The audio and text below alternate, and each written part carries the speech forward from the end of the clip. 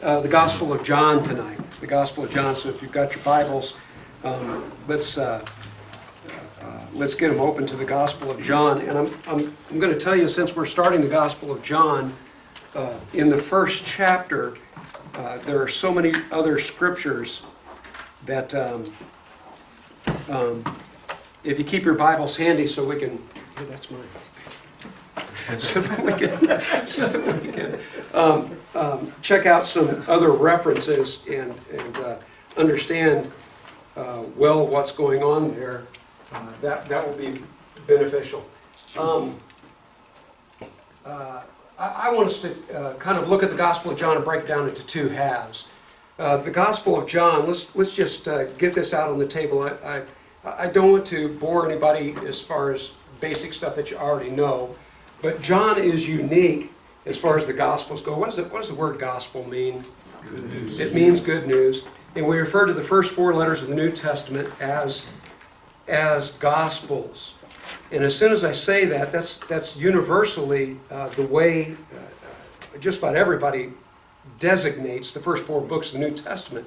But I think it's important to remember, according to Hebrews, the 9th chapter, that the New Covenant or the New Testament didn't really start in Matthew chapter 1 or Mark chapter 1 or Luke chapter 1 or John chapter 1. Where does the New Covenant go into effect? Cross.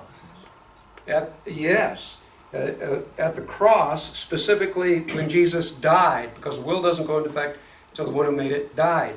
Okay, so these are the Gospels, and we locate them in the New Testament, but technically the New Covenant doesn't start until the very end of the Gospel messages, okay?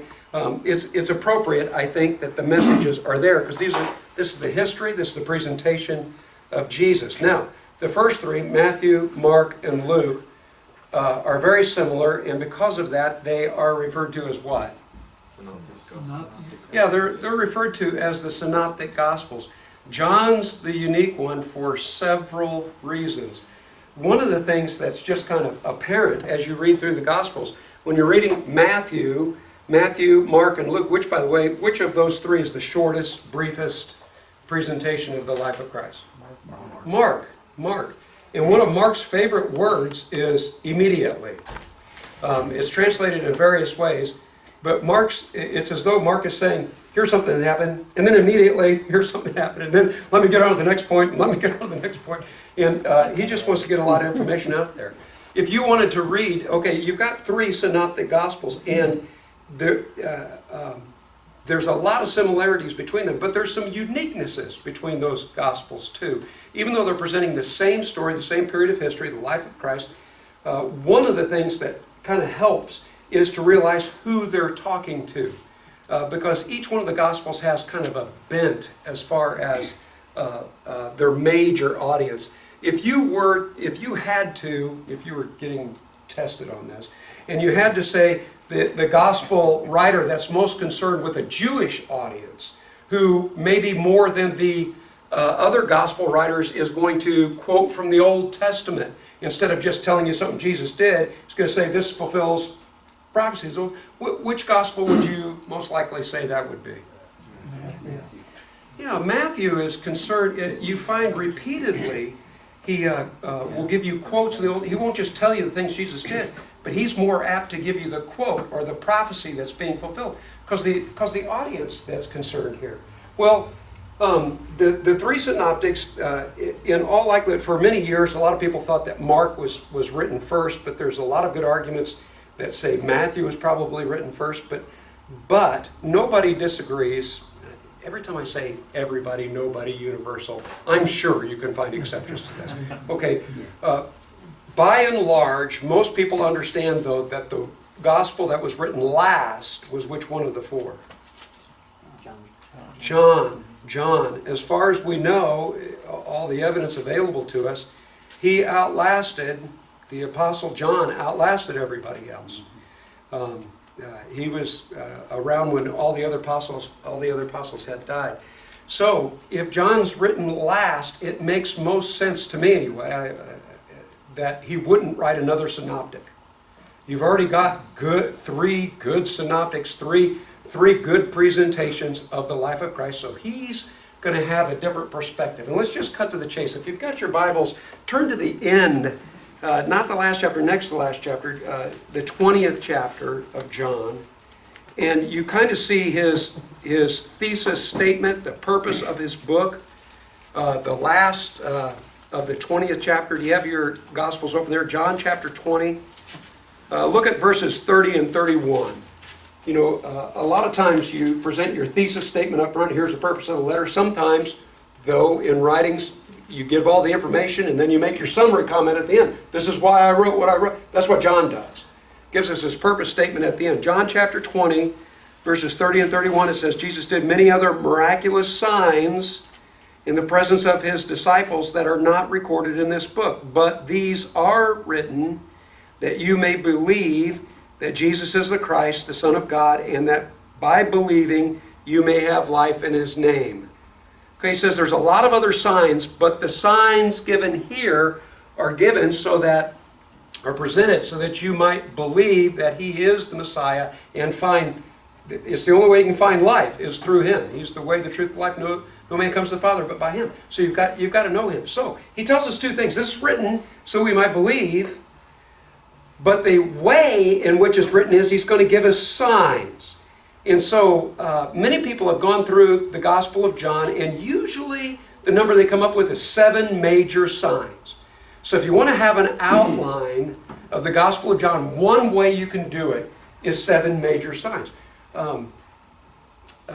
John does not, when you're reading the Gospel of John, he does not go through and say, this is sign number 1. Oh, by the way, he does say, this is sign number 1.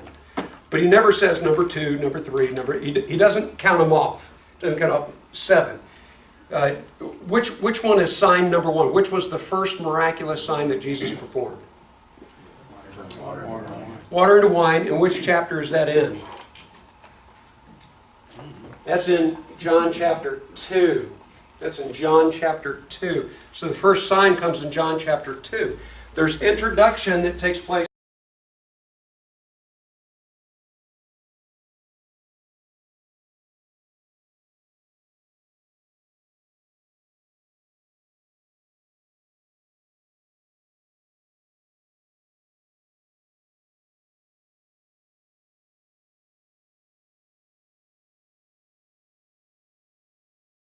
I'll consider that the second half. Now, can anybody guess why I'm going to divide the Gospel of John? I mean, it is a little bit arbitrary, but can anybody guess why I'm going to divide the Gospel of John at chapter 12?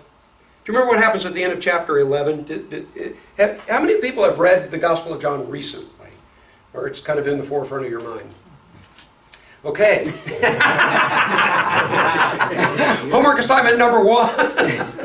In the 11th chapter, a very famous chapter, because there's this guy named Lazarus. Do you remember what happens to Lazarus? Oh, yes, you do. Just shake. You don't have to say it out loud. Just shake your head, because I know you know what happens to Lazarus. Right? Lazarus is the one called from the tomb, comes back to life. In fact, he was such a powerful sign, one of the signs presented here, that the Jewish leaders who were out to get Jesus decided, we not only need to take care of Jesus, now we have to kill Lazarus. Why do we have to kill Lazarus? Because he's proof. Because he's proof. we got to get rid of the evidence here. So that's exactly right. Okay, that's chapter 11. Now, why am I going to stop at the end of chapter 11? Because we don't, just review here, this is not a synoptic. John is not concerned with rehashing. I'm making an overstatement here. He doesn't have the same concern to present an overview of Jesus' ministry. So in the first 11 chapters, you have almost 3 years of ministry. Well, you do have 3 years of ministry. In fact, there's one entire year John skips. So you've got 2 years of ministry but covering a 3-year period. Chapter 12 to 21, half the book, 1 week. Most of half the book is 1 night. See, John's not trying to give us an overview of the entire ministry of Jesus. He's giving us a different perspective. But in the first 11 chapters, he does present some major signs that took place during the ministry of Jesus. So let's get the 11 chapters up here. Chapter number 1 we're going to be talking about tonight. And in many ways, of course, it's a prologue. It's an introduction. But after he talks about Jesus being the Word, What else does he deal with in the first chapter? The Word becomes flesh. Okay, the Word becomes flesh. We're going to deal with the first half of this, but there's a man he's going to be talking about. Because when you talk about Jesus coming into the world, this guy's the forerunner for Jesus. And who is this man? John. John the Baptist. Okay, we're going to be talking about him in the first chapter. And we're also going to be talking about some of his disciples who shift from following John to following Jesus. Okay, the major sign presented in chapter 2, do you remember? This was only like 2 or 3 minutes ago. What was this sign? Water to wine. Okay, water to wine.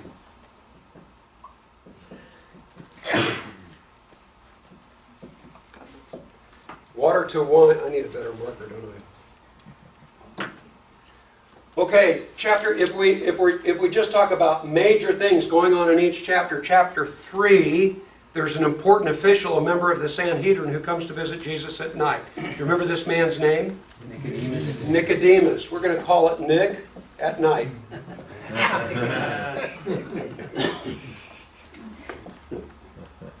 Okay, Nicodemus. In the 4th chapter, there's a very interesting thing that takes place because Jesus is traveling outside of the area of Judea and he's going back up to the area of Galilee, but he doesn't do what everybody else does by crossing the Jordan River. He goes right through enemy territory. Samaria. And as far as enemy territory, they look down upon these people. Who were these people? Samaria. And what happened on his way through Samaria? Needs a woman. Needs a woman. Woman at well.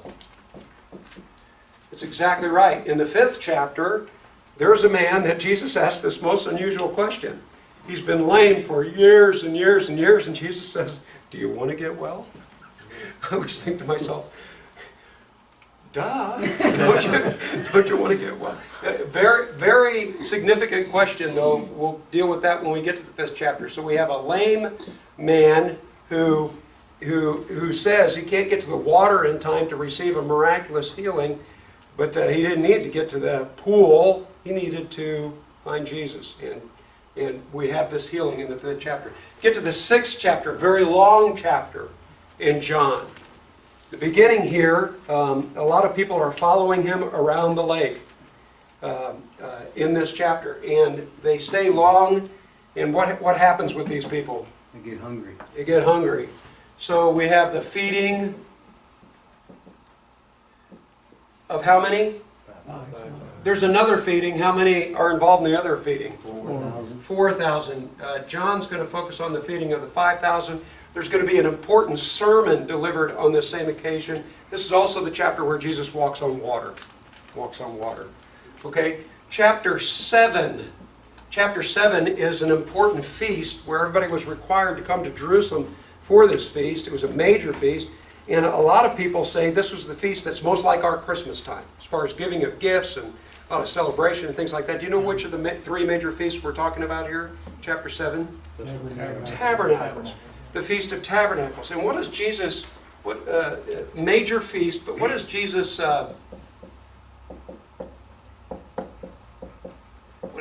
stand up and say on the most important day of this feast? Kind of like the climax of this feast, when everybody's, which by the way, the Feast of Tabernacles celebrates what?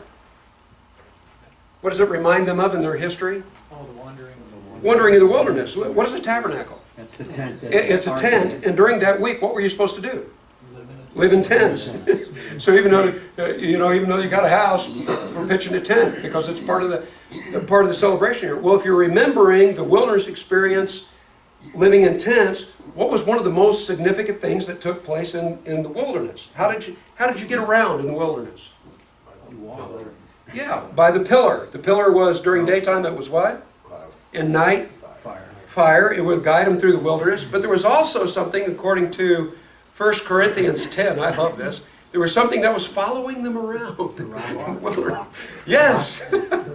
Following around this rock. One of the most significant things that takes place in a desert experience is survival.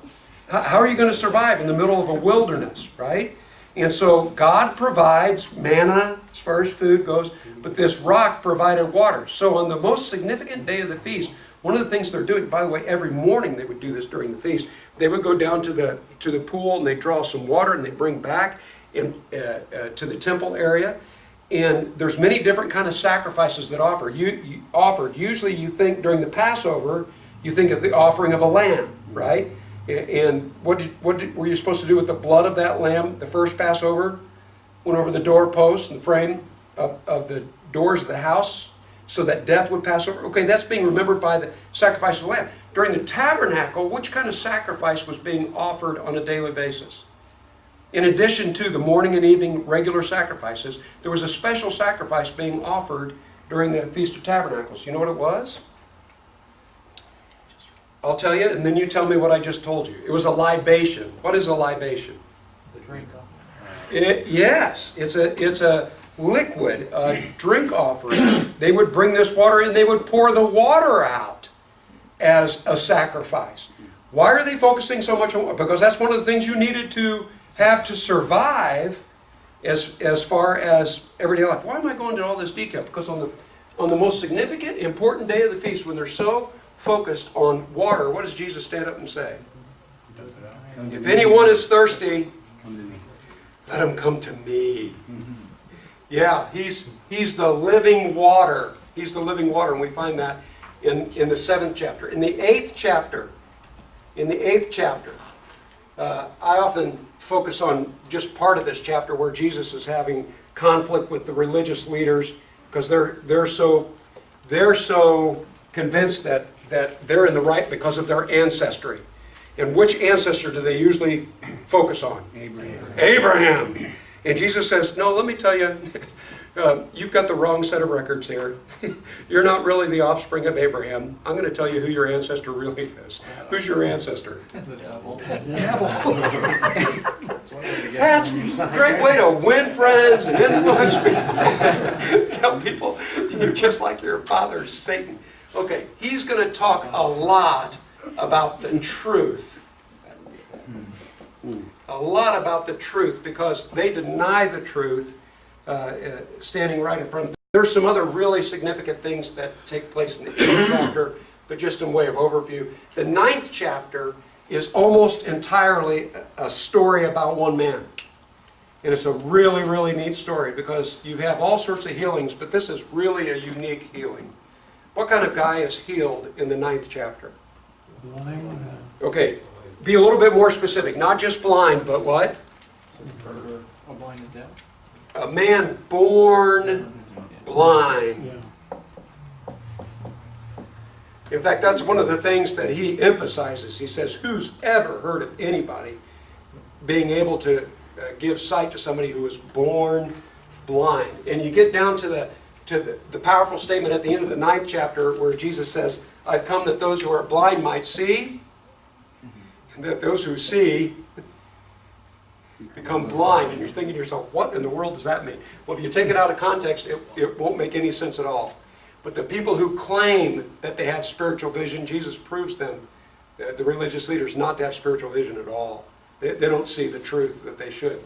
But the blind man does come to not just sight, but understanding who Jesus is. And you see his growth through this chapter. It'll be a great chapter when we get to that. You get to the 10th chapter. What's going on in John chapter 10? Jesus is presented mainly as what? Shepherd. Yeah, the shepherd, the good shepherd. And then chapter 11, do you remember we already said this a little while ago? The raising of... Aren't you glad I have such good handwriting? If you need me to repeat any of that, I'll be glad to do so. What are the major signs? John says, I write this, there's many other signs, many other proofs that Jesus gave. But these, i.e., these signs are given so that you might believe. Okay, if we go with the number 7, and by the way, have I sounded reluctant when I said that every time? I meant to, because he clearly says this is the first miraculous sign that Jesus performed. But he never goes ahead and numbers the other 7. And one of the things you're going to find is sometimes people come up with more than 7. And you know what? You can find more than 7 miraculous things that Jesus does here. You can also ask yourself, are you going to count the resurrection or not? That's a pretty big sign. You know, are you going to count that as part of your 7? Well, if you're going to count that part of your 7, you're up to 8. So a lot of times people like to stick with the number 7. But if we're going to go with, let's forget I even said a number. Okay, let's just point out some of the major signs that come in the first half. This is number 1, water into wine. What would be another one of the? I didn't put them all up here. What are some of the other signs that are presented in the first half of the Gospel of John? We're going to have water into wine at the wedding feast at Cana. What else? Demons. Okay. Water into wine, healing the lame man. What other healings do we have out of here? Born blind. Okay, the man born blind. Those are going to be 3 huge ones. And what's the biggest one up here? Born. Yeah. Lazarus. Yeah, bringing somebody back to life, right? So you've got 4 huge ones right there. There's something that happens at the end of the 4th chapter, or towards the end of the 4th chapter. It's not just Jesus in Samaria. Oh, now that I say this, it may be in the 5th chapter. I can't remember. But right around in this period, there's one other healing that takes place. Do you remember what that one is? It's the healing of the official son. The official son. If somebody's looking at that, can you tell me, is it the end of 4 or is it 5? It's still at 4? Okay, great. Excuse me? At a distance? Yes. Yeah. Yes. So the healing from a distance. So what does that bring us up to? That's 1, 2, 3, 4, 5. And if you count the resurrection, and oh, by the way, there's one other one at the very end of the book, one of the resurrection appearances that Jesus makes in the very last chapter. What are the disciples doing when Jesus comes to meet them? He's on the shore, and what are the disciples doing? Fishing. And how successful have they been fishing? And what does Jesus tell them to do? Throw it over there. Yeah, and what happens? 153. Did you say 153? Yeah. Yeah. Wow. Good job. So the miraculous catch of fish would be another sign. What else am I missing here? Feeding the 5,000. Feeding of the 5,000. Thank you. Right there. That's pretty miraculous, isn't it? The feeding of the 5,000. We're going to have some major signs here, and he's going to go into some detail. We're going to find out information with each one of the signs, because we're going to remind ourselves, he's not just talking about miraculous things Jesus did. Each one of these tells us something about Jesus, because the purpose of these signs is that we might believe what? That he is the Christ. Christ. What does Christ mean? Messiah. Messiah. He's the one who fulfills the promises and the prophecies about the one to come. And if we understand that, we will have what? Life. We'll have life that only he can offer. So that's what we're going to try to keep in the back of our minds as we go through here, okay? So, John chapter 20, verse 30 and 31 gives us kind of our thesis of the entire book. Let's go ahead and start back here in chapter 1, verse 1. Chapter 1, verse 1. In the beginning, it says. When's the beginning? The beginning. Yeah, okay, it says, in the beginning was the Word. Okay, you already know this. Who are we talking about when we talk about the Word here? It's going to be real clear when we look at this. We're talking about Jesus. Okay, if we talk about in the beginning with Jesus, that kind of gives us a little bit different view of beginning. Because usually when we think of beginning, like Genesis 1:1, what are we talking about there? We're talking about creation. But this beginning could be before creation. Because Jesus was pre-existent before creation. In fact, he's the one that John, again, is going to tell us, many places in the Bible it tells us, it's Jesus, it's not just God the Father who created the world, Jesus created the world. He's the creator as well as the Father. And the Spirit is there too. Anyway, it says, in the beginning, so this is talking about the pre-existence of Jesus. In the beginning was the Word. Okay, there's many different ways to refer to Jesus. He's going to be called the light of the world. We're going to see that here in the first chapter, and he's going to come back to that in one of the major teachings. He's going to be called living water. He's, by the way, there's some great I am passages in the Gospel of John. in each one of these I am passages tells us a lot about Jesus. But just the phrase I am itself says a lot. Why does that phrase I am mean so much? When he told Moses to say, who sent you? Okay, when Moses asked the question, who am I supposed to say? He wants to know what God's name is. And God says, my name is what? I am that I am. I am that I am. The existing one, right?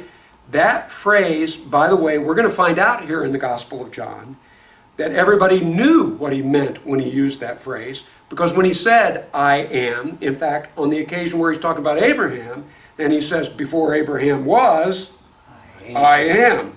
How did the Jews respond to that? They picked up stones to stone him. And why would they pick up stones to stone him? And what makes it blasphemy? Because you're claiming to be God. And they understood he was claiming to be God. Okay, that's one of the clearer times when this is made known. But when we keep that in the back of our mind, then every time we see one of these, I am the good shepherd, I am the door, I am the light of the world. Every time it's a claim for divinity, being equal with God, but it's also at the same time telling us something about God.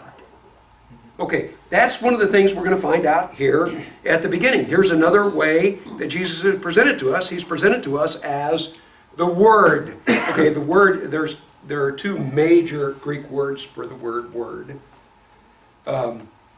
One means specific words. This is a really interesting word, and it's a word you've probably heard.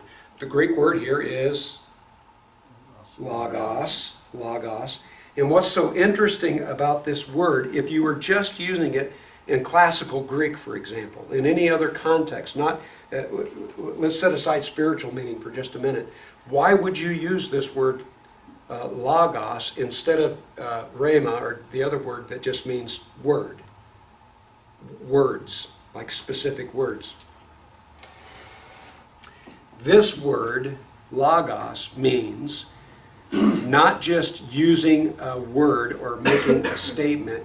It's really focusing on communicating thought. In fact, it's more than that. Sometimes people in some situations will take this word and they will translate it reason. Sometimes it's translated, not very often, but sometimes it's legitimate to translate it logic. Logic. And I want you to know that because this is a very rich and powerful word. And I think we're supposed to look into this word because it's trying to communicate something to us about who Jesus is. And so rationality, understanding. Remember at the beginning of the prophet Isaiah in the very first chapter, come let us reason together. God presents the truth to us, and that's one of the things I think is going to be conveyed through this idea of the Word. He gives us understanding. He presents God's truth. In the beginning was the Word, and the Word was with God, and the Word was God. Okay, this probably a very, very familiar verse to you, but when you ask yourself, why in the world is he saying it this way? Why doesn't he just say, Jesus is the Word, and He is equal with God? Well, why does he present it this way? Well, there's some richness to this. When he says, first of all, he's pre-existent from the very beginning. Secondly, it says that the Word was with God. Does anybody have a different translation for that conjunction, for the word with here? Every translation says with. Do you have any footnotes in your translation for this? The phrase here literally means face to face with. Do you have a footnote for that? I put it in there. Oh, well, good. Good. It literally means face to face with. Equality with distinction and identity. On the same caliber. Same level. But we're talking about two different ones who occupy or have this same status. So in the beginning was the Word was with God, the Word was God. Now, there's one group in particular that's known for rewriting this verse. Do you know what group that is? The Jehovah's Witnesses, and how have they rewritten this? A God. Yes, yes. And why do they insert that article there? They don't believe in the Trinity. Yes. And what do you mean by Trinity that they don't believe in? That Jesus, God, and the Holy Spirit are one. And they believe that Jesus was actually created by God as a separate God to send down here to earth. Yeah, they have no problem saying he's divine. They have no problem saying he's a God, but they want to, in the most simplistic terms, they want to put God on a higher level. Okay, well, first of all, you've got a problem with the phrase that came right before this when it says the word was with God, because the term used here for with implies equality, face to face with, equal status with. Okay, number two, it's not fair to translate it, the word was a God. Just because the definite article, the, is not there, does not mean you can insert the word a. It doesn't make sense to say, let me put it this way, let me back up. Why didn't John, why didn't God, why didn't the Holy Spirit, when John was writing this, tell him to put the definite article in here? What's the definite article? The word the. Why didn't he say, in the beginning was the Word was with God, and the Word was the God? Why couldn't he have said that? Two different. Yes, because Jesus is not the same as God. He is equal with God, same status as God, but different person than God. So you cannot say he is the God, but you can say he is God. Is that confusing? Yeah. Okay. But it also makes a little sense, I hope. Mm-hmm. Okay, can we go ahead and just so you have this in your notes, can we make some references here? Let's flip over to Philippians chapter 2. There's a couple of classic passages that I hope you have not far from the front of your mind, or someplace where you can find them pretty quickly. But Philippians chapter 2. In talking about the subject of humility, in the second chapter of Philippians, it says in verse 5, your attitude ought to be the same as that of Christ Jesus. And so he's going to give us the example of Christ. Verse 6 is where he makes this powerful statement. This is Philippians 2:6, talking about Jesus, who, being in very nature God, did not consider, what's the next line say? Equality with God something to be grasped or held on to, but he made himself nothing, taking on the very nature of a human servant. So in coming to, which by the way, when it says taking on, made himself nothing, taking on the nature of a servant, what kind of nature did Jesus take on? Human. We call it the incarnation. Incarnation just means in flesh. He came in flesh. But what does that tell you? Does that tell you that Jesus was here before he came in physical form? Yeah, Jesus didn't start in Bethlehem, right? That's where he took on physical body. Anyway, he had to limit himself. He could no longer be the omnipresent God that God the Father is, being at many places at the same time, like it talks about in Psalm 139, the first several verses. He could no longer do that because he's limited in a certain way. But before that limitation, how was he? He was in very nature God, shared the nature of God with God the Father. And what kind of nature was that? The second line in verse 6, it was equality. Whatever it is you mean by nature of God the Father, you have to mean that for God the Son. Are they different persons? Yes. That's why you cannot say he's the God. He's not the same as God the Father, different persons. But as far as his nature is concerned and being God, there's equality there. Now going beyond that and trying to explain any more just boggles my mind. But those things I think are very important to get, because the Bible is constantly guarding against making Jesus less than God. He's not. So whatever it is to mean godness of God the Father, you have to put Jesus at the same level. Greg? Well, I think they get confused because he submitted himself, became less during the time he was here. To suffer and to But then, Sure. then he wasn't still equal with God. It just, yeah. But they, you know, it's easy to maybe get that idea. Oh, no, God the Father, because Jesus said, "I do the will of my Father." Like Yes. he's talking about somebody bigger than him. Well, It sounds that way. I'm not saying it is. I'm just saying that Right, you can see what right. people get the That's wrong why idea. it's that's why I think it's so important to get passages like this. In fact, let's look at just two more. Flip over just a couple pages over, Colossians chapter 1. And the reason I want to go to this one is because there's so much confusion about this one. And sometimes Jehovah's Witnesses will use this very passage. So I want us to go to it. Colossians chapter 1. And we're going to start in the 15th verse. So it's just a couple pages over. Colossians, the first chapter, the 15th verse. And again, we're talking about Jesus. And it says, He is the image of the invisible God. Now, based on what we already know, I think he's talking about, if you want to know what God's like, look at Jesus. It's the same idea. He shared the nature of God. He was equal with God. He is in the image of the invisible God. But here's the next phrase that trips some people up. And do you guys mind if I just pick on the Jehovah's Witnesses tonight? Do you mind? I know there's different groups that teach different things, but they're out there with this. It's not like I'm telling you something you don't know. But one of the things that the Jehovah's Witnesses will say is this next phrase where it says he's the firstborn over all creation. They'll say, ha-ha!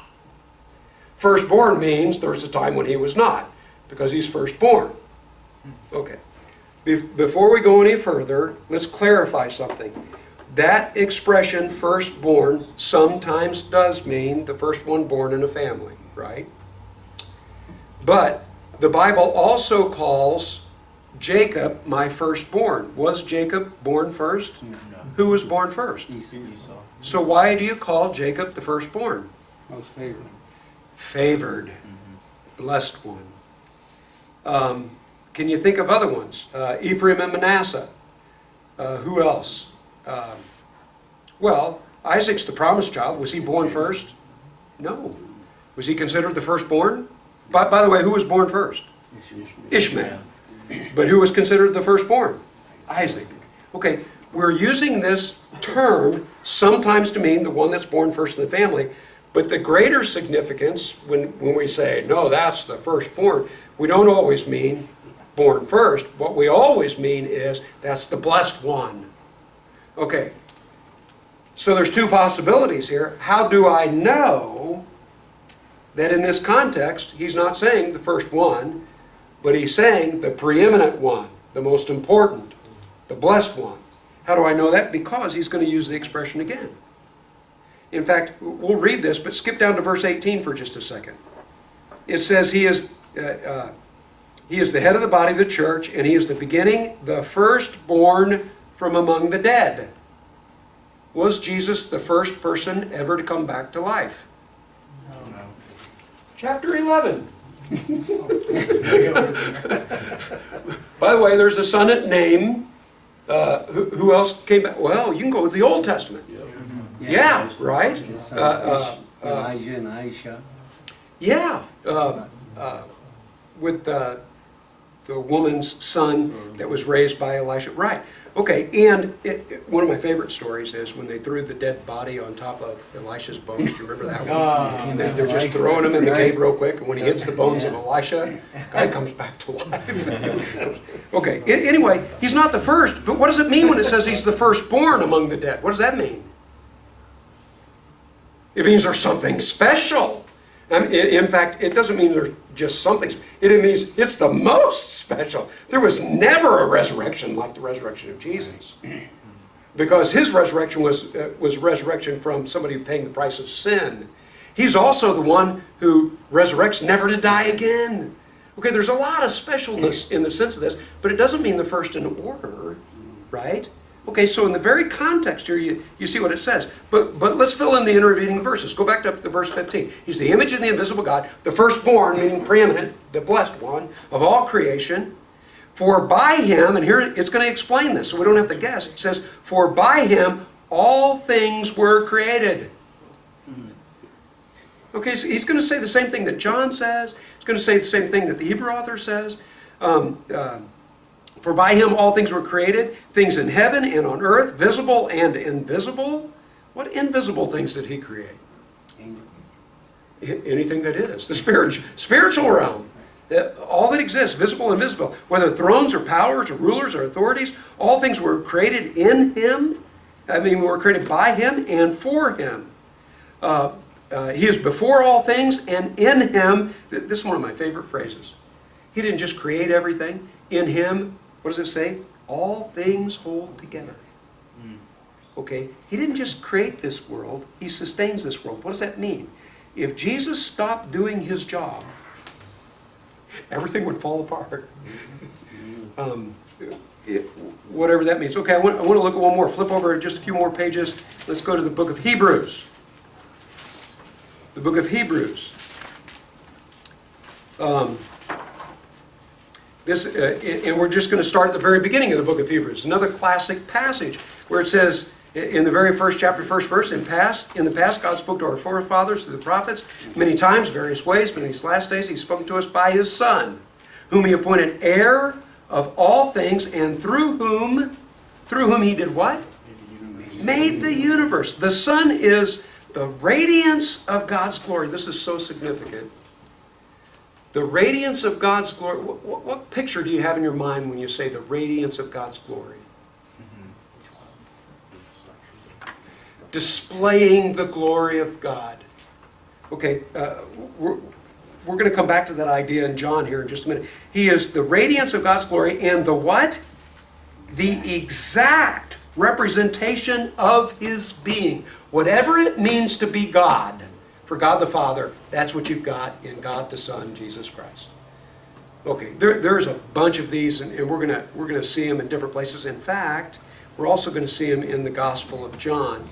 But this first verse is a powerful statement that also says this word that we're talking about, He is God, whatever it means to be God. In the beginning was the Word had that face-to-face witness with God. The Word was God, equal with God. Okay, verse 2 says, He was with God in the beginning. Now, what new information do you learn in verse 2 that you didn't learn in verse 1?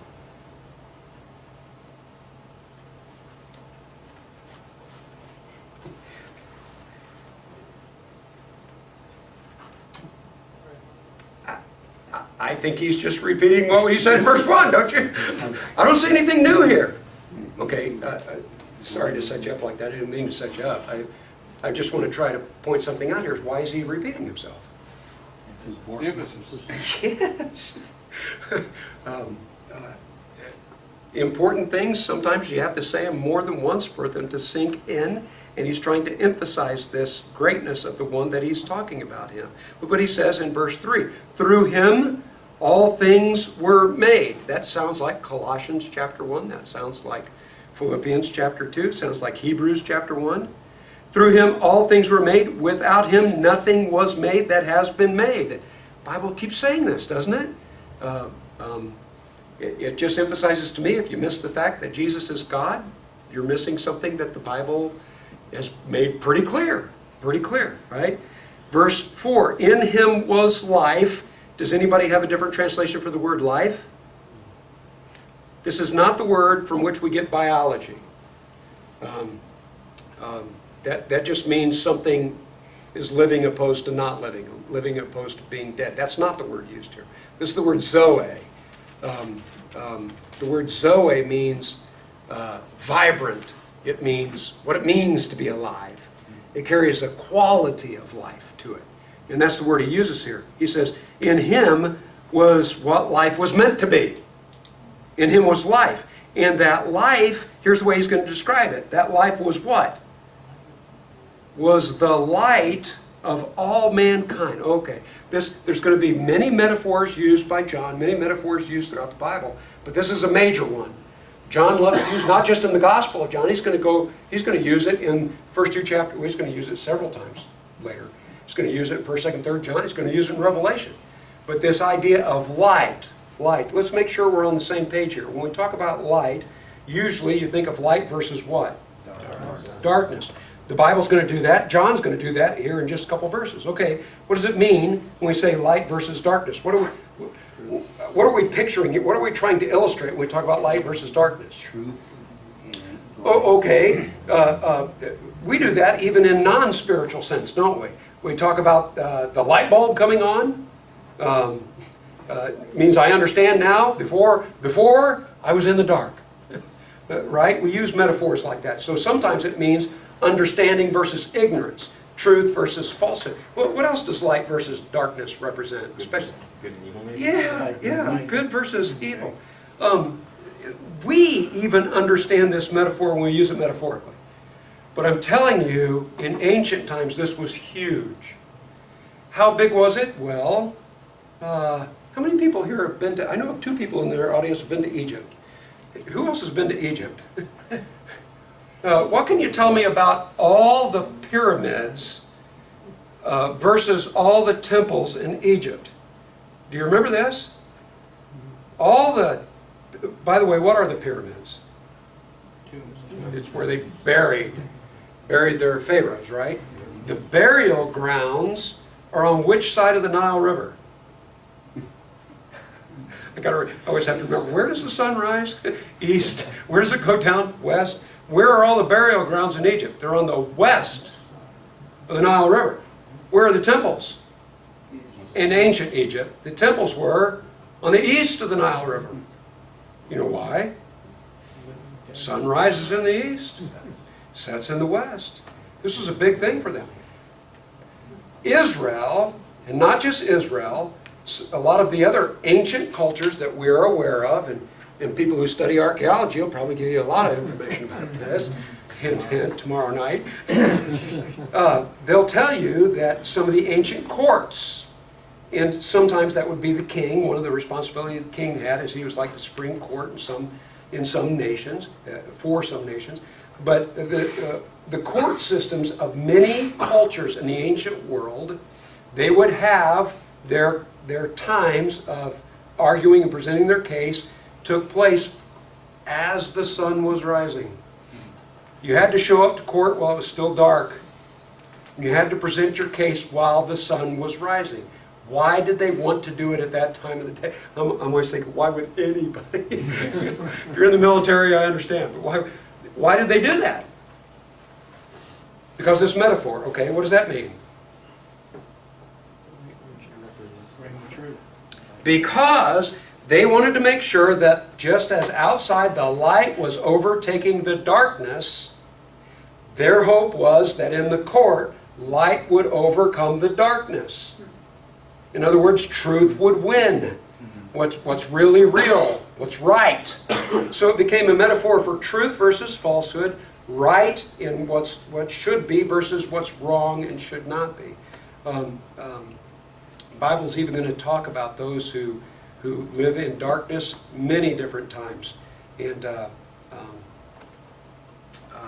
versus the light. And we're introduced to this right here in verse 4 of the first chapter. And it was life, and this vitality, and this life was the light for all mankind. The light shines in darkness. Okay, what does that tell you? If He is the source of truth and what is right, you don't find that source of truth and rightness any other place. Ultimate truth only comes from Him. I love this phrase. All truth is God's truth. All truth is God's truth. The light shines in darkness, and the darkness has not... Now, some translations, some older translations, will translate this different. But a good translation is, the light shines in darkness, and the darkness has not overcome it. What's the alternative translation there? Comprehended. Okay, when you think of comprehend, it usually makes you think of understand. They don't get it. That's a possibility, but that's not the major reading here. The best manuscript evidence goes with overpowered. Okay, well, and that's New American Standard, right? Right. Yeah, based on really good manuscript evidence, and that's what we're talking about here. What does that basically mean? Without getting into too much detail here, it means we win. Right? We've got the truth. We win ultimately. And by the way, why is it so important to remember that we win? Because we live in what kind of a world? Evil. A very dark world. It's a very dark world. We got to remember, in fact, it's so dark, it looks like that the people who stand up for God are the ones who are going to be, it looks like a pregnant woman versus a great big dragon, right? It looks like two witnesses who are killed and everybody's throwing a party. And it looks like, well, they obviously lost. Did they lose? No, because they came back to life. So, yeah, we win. We win. Okay. The darkness did not overcome the light. There was a man sent from God whose name was John. He's going to talk about John's witness to the light. We're going to come back to this picture of light too. But there was a man sent from God. That word, it literally means he was an apostle. In fact, it's a form of the word apostle. What does the word apostle mean? One sent. Okay. It means more than just being sent, though. This means an official sending. So when you sent somebody officially, you sent them with endorsement. You sent them with power to represent you. One of the best illustrations, you probably heard this before, but one of the best illustrations of the ancient world is when Alexander the Great was having problems with Egypt. Do you remember this story? He sent one representative, just one guy, down to Pharaoh. And he's standing in Pharaoh's court. And can you picture this? There's Pharaoh with all of his army and his generals surrounding him in the middle of all that great power of Egypt. And this guy comes who represents Alexander the Great and pretty much gets up in Pharaoh's face and says, listen, Alexander says you need to stop doing what you're doing. And Pharaoh, wanting to save face, said, well, tell Alexander I'll get back with him. And this representative from Alexander took a stone or a chalk or whatever it was and made a circle around Pharaoh. Just did it on the ground, made a big circle around Pharaoh. And he said, I need an answer before you step out of that circle. So you think about it right now, as long as you need to think about it, but before you move, I need an answer because I've got to take it back to Alexander. And as the story goes, Pharaoh humbly, in front of all of his generals and everything, said, go tell Alexander I won't do anything to offend him anymore. Why would he do that when he could have just killed this guy? Because if he messed with this guy, he knew what it meant. He knew he'd have to deal with Alexander the Great. So he gave him free passage because this guy wasn't a powerful guy. He was all by himself in the midst of an enemy army. But he represented somebody very powerful. Well, that's the connotation of this idea. Sent with authority, sent with the mission, sent to represent somebody. That's the word used here. God's using John the Baptist on an official, for an official purpose. To do what? What is his mission? Prepare the way. Okay, here's the way John's going to present this. He's preparing us to see the light. What's the light? The truth, that which is right. To find real life. Okay, John's going to be the forerunner, and he's going to be the one who does this. He came as a witness, testifying to testify concerning that light, so that through him all might believe. We're going to come back to this verse in a minute. He himself was not the light. He came only as a witness to the light. Okay, the light would represent Jesus. Why is he clarifying that he's not the light? People thought he was. Yeah. John's the one that's going to record for us. Religious leaders come out and they start questioning John the Baptist. And they say, are you the Messiah? What does John say? No, I'm not. And they're going to ask him another question. What are they going to ask him? Are you Elijah? Okay, what does John say? No, I'm not. What's the real answer? Yeah, he is. Is that because he didn't understand? Probably not, because John's the one who quotes Isaiah 40, which says because they ask him, well, who are you? And he says, I'm just one to prepare the way. Okay, then why did he say no to Elijah? Because the understanding of what Elijah was going to do and what was in the minds of the people asking the question, sometimes you've got to answer the question based on the person asking the question. And what they meant by Elijah, John's like, no, I'm not that person. Right, what's the third question they ask? Are you the Messiah? No. Are you Elijah? No. Are you the prophet? Who's the prophet? That'd be Jesus. But then they already asked him, are you the Messiah? You know what interesting thing we find? We're not even up to these verses yet. You know what interesting thing we find out?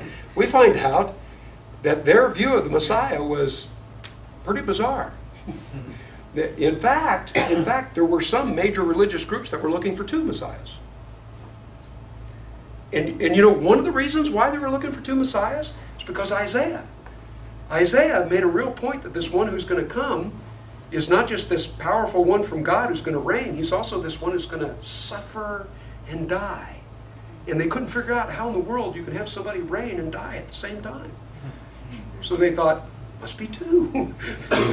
Anyway, we'll get into this a little bit more. And he's just presenting this, just getting us ready, because we're going to get more information about John and more information about the light, but we're out of time. So we'll start here. We'll review and start with verse 9 next week, okay? I would really like, though, if you have the time, as part of your devotions this next week, to flip to John and kind of overview that. If you would focus on those first 11 chapters, I think it'd be really beneficial just to have some, you know, chapter 3, Nicodemus coming to Jesus. Chapter 4, woman at the well. Chapter 6, feeding of the 5,000. Just some of those major events in the first 11 chapters. I think it'll serve us well as we study and go through this. Let's pray.